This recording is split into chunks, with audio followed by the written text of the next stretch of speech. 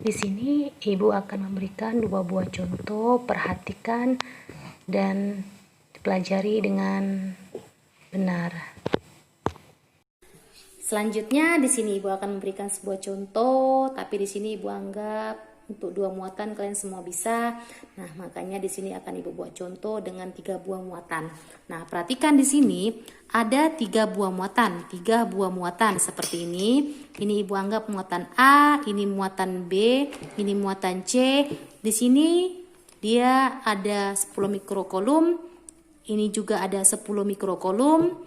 Di sini ada 20 mikrokolum. Jarak antara A ke B itu Ibu buat 0,1 meter. Hal yang sama, di sini juga ada 0,1 meter. Nah, pertanyaan Ibu, hitunglah berapakah besar gaya kolom yang bekerja pada muatan B. Ini pertanyaannya. Nah, di sini sebelumnya kamu masih ingat kan kalau 1 mikrokolom itu sama dengan berapa kolom, Nak? Iya, benar sekali. Berapa? 1 mikrokolom itu sama dengan 10 pangkat minus 6 kolom. Nah, lanjut ke soal.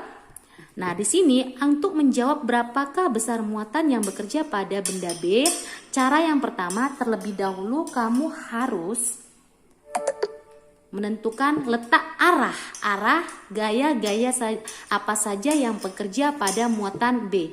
Nah, di sini kelihatan B dipengaruhi oleh si C, B juga dipengaruhi oleh si A. Nah, kita tinjau satu persatu. Untuk gaya yang bekerja pada B ke A, mereka kan sama-sama positif. Maka mereka akan tolak-menolak sehingga arah gaya yang bekerja yang dipengaruhi oleh benda A itu kemari. Ini adalah F, B, A. Dan selanjutnya kita tinjau yang bagian kemari. B dan C, berarti gaya yang dipengaruhi oleh muatan C terhadap B itu arahnya karena sama-sama dia positif juga akan tolak-menolak. Makanya di sini adalah arah gaya yang bekerja benda B terhadap C. Ini BC. Nah, setelah nampak seperti ini, terlihat jelas bahwasannya gaya yang bekerja di sini itu adalah pengurangan ataupun saling berlawanan antara ini dengan ini. Sehingga dapat kita tulis FB sama dengan FBA atau gaya kolom pada benda B terhadap A dikurang dengan gaya kolom pada benda terhadap B ke C. Nah, sebelum kita lanjut, ingat tadi rumus untuk mencari gaya kolom apa? F sama dengan K Q1 dikali Q2 per R1 2 dikuadratkan. Oke, berarti di sini FB sama dengan, kita tinjau gaya dari B ke A, berarti K QB dikali QA per R A B kurang seperti ini. Hal yang sama K Q B dikali dengan QC dibagi dengan R B C.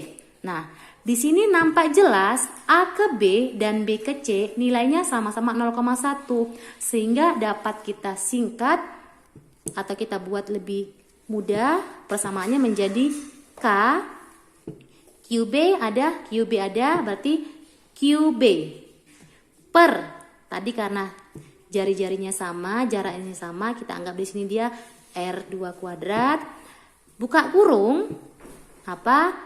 QA dikurang QC. Masukkan nilainya dengan gampang. Tadi K berapa nilainya? 9 kali 10 pangkat 9 Newton meter kuadrat per kolom kuadrat. Masukkan QB. Tadi QB, ingat 1 mikrokolom sama dengan 10 pangkat minus 6 kolom. Karena ada 10 mikrokolom, berarti jadi berapa? Ya, 10 pangkat minus 5. Sudah? Per jari-jarinya 0,1 itu kan kalau kita ganti ke notasi ilmiah dia menjadi 10 pangkat minus 1. Berarti 10 pangkat minus 1 Karena dia kuadrat, kuadratkan. Masuk yang kemari. QA berapa? 10 mikrokolum. Berarti juga sama, jadi berapa?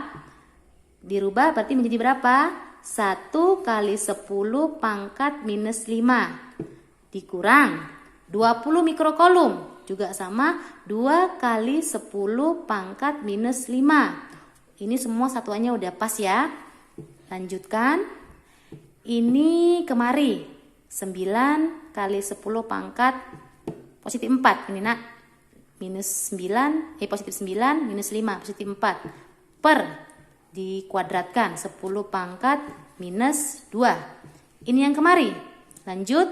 1 dikurang 2, minus 1 ya. Berarti minus 1. Minus 1 kali 10 pangkat minus 5. Oke, lanjut. Ini kemari bisa habis, bisa jadi berapa? Tinggal 6 ya, 6. Berarti 9 kali 10 pangkat 6 dikali minus 1 kali 10 pangkat minus 5. Hasilnya berapa? Hasilnya 9 kali 10 pangkat 1. Ini dia minus. Kenapa minus? Berarti dia arahnya ke kiri. Berarti dia arahnya ke kiri. Ke kiri. Nah, berarti gaya yang bekerja di B itu adalah ke kiri. Dia kemari. Ke arah A. Karena dia ke kiri. Oke, sampai situ kira-kira bisa ya nak ya? Ibu anggap. Nah, sekarang untuk contoh yang kedua, perhatikan masih dalam 3 muatan yang berbeda, tapi di sini bentuknya segitiga ya. Yang mana di sini ada A, B, dan C. A bermuatan positif 2 mikrokolum, B 3 mikrokolum, dia negatif, C 5 mikrokolum. Nah, mereka memiliki sisi yang salah satu sisinya memiliki ibu anggap 3 cm.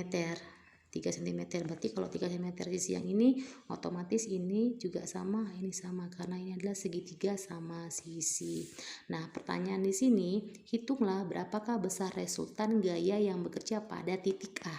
Titik A. Nanti kalau titik B, kamu pantau titik B dan seterusnya. Nah, untuk menyelesaikannya, ini sudah ada rumusnya. Ini sama seperti rumus resultan pada umumnya. Di vektor pun juga rumusnya seperti ini, yaitu R akar A2 A kuadrat tambah B kuadrat tambah 2AB cos theta, atau F1 biasanya F1 kuadrat tambah F2 kuadrat tambah 2F1 kali F2 cos theta. Nah, terlebih dahulu kamu harus menentukan arah karena dia diminta pada titik A. Caranya tentukan dulu gaya yang bekerja pada titik A. Di sini kan dipengaruhi si C dan B. Caranya sama dengan contoh soal yang pertama tadi. Nah, A terhadap C. Karena A positif, C juga positif, maka mereka akan tolak menolak. Makanya arah gaya yang bekerja A yang dipengaruhi oleh C itu adalah kemari. Ini adalah F A C. Nah, sekarang kita pantau, kita lihat ke titik B. A positif, sementara B itu minus, maka mereka akan tarik-menarik. Makanya arah gaya kolom yang bekerja pada titik A yang dipengaruhi oleh B itu arahnya kemari. Inilah F, A, B. Nah, di sini minus itu hanya menunjukkan besar muatannya aja ya nak ya. Sementara nilainya tetap sama, tidak ada berpengaruh minusnya. Nah, jadi untuk mendapatkan ini, pertama kamu cari dulu dengan menggunakan hukum kolom, gaya kolom, yaitu rumusnya menarik. Makanya arah gaya kolom yang bekerja pada titik A yang dipengaruhi oleh B itu arahnya kemari. Inilah F, A, B. Nah, di sini minus itu hanya menunjukkan besar muatannya aja ya nak ya. Sementara nilainya tetap sama, tidak ada berpengaruh minusnya. Nah, jadi untuk mendapatkan ini, pertama kamu cari dulu dengan menggunakan hukum kolom, gaya kolom, yaitu rumusnya apa? K sama dengan F sama dengan K Q1 kali Q2 per R12 kuadrat. Kita Kita pantau dulu yang ini. Berarti K QA kali QB per RAB. Dapat nanti dia sekian. Kemudian juga dilihat untuk yang kemari. Berarti K kali QA kali QC per RBC. Nanti cari kemari. Setelah dapat nilai yang ini, dapat nilai yang ini, kemudian masukkanlah ke rumus yang ini. Nah, bagaimana cara menentukan sudutnya? Ini sudah kelihatan, berarti sudut dari sini kemari itu, karena ini sudah pasti sudutnya 60, otomatis ini kan akan sisanya dapat dia 120. Sehingga dia itu nilainya, rumusnya itu nanti FAB kuadrat ditambah FAC kuadrat tambah 2 FAB kali FAC cos 120. Kalau ingin lebih jelas lagi ini nanti bisa dicoba sendiri aja. Ini tadi 60 ini kan, ini nanti tegak lurus. Berarti kan dia 90 dikurangi 60, 30 tambah yang 90 lagi, makanya 120. Oke, sampai situ untuk contoh yang kedua. Mudah-mudahan kalian dapat memahaminya. Jika masih ada kesusahan bisa chat ibu langsung ke WA. Oke, assalamualaikum warahmatullahi wabarakatuh.